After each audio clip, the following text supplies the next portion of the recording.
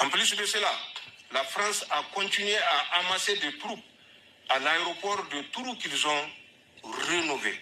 3300 mètres Ça, c'est au Bénin. de piste pour les pilotes et les autres pilotes de drones, ils savent de quoi je parle. C'est une piste de 3300 mètres qui est plus longue que la piste même de Cotonou. Toutes les forces sont stationnées sur cet aéroport.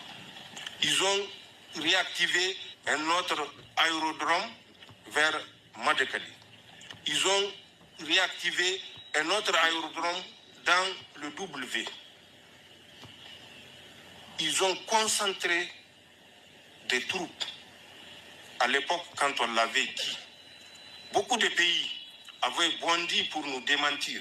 Et c'est Emmanuel Macron même qui est sorti pour confirmer ce que nous avions dit. Et on ne les a plus entendus parler.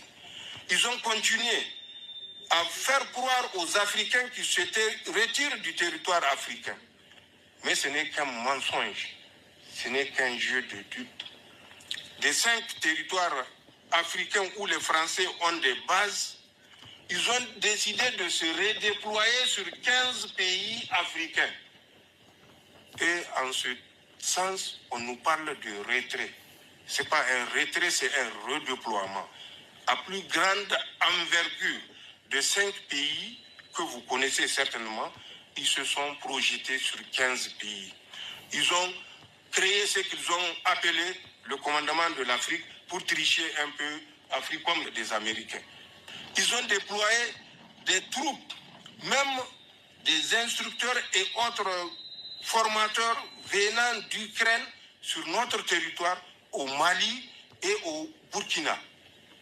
Cela également, personne ne démentira ces propos, puisque l'ambassadeur d'Ukraine au Sénégal est sorti lui-même pour le confirmer avec le responsable des renseignements ukrainiens.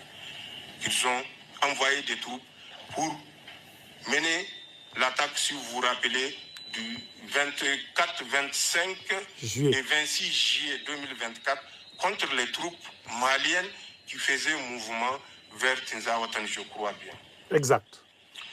Tout ceci, c'est la France qui est derrière. C'est la France qui finance. C'est la France qui recrute. C'est la France qui forme. C'est la France qui équipe. C'est la France qui dote pour déstabiliser nos pays. Malheureusement, mon Dieu, malheureusement, avec une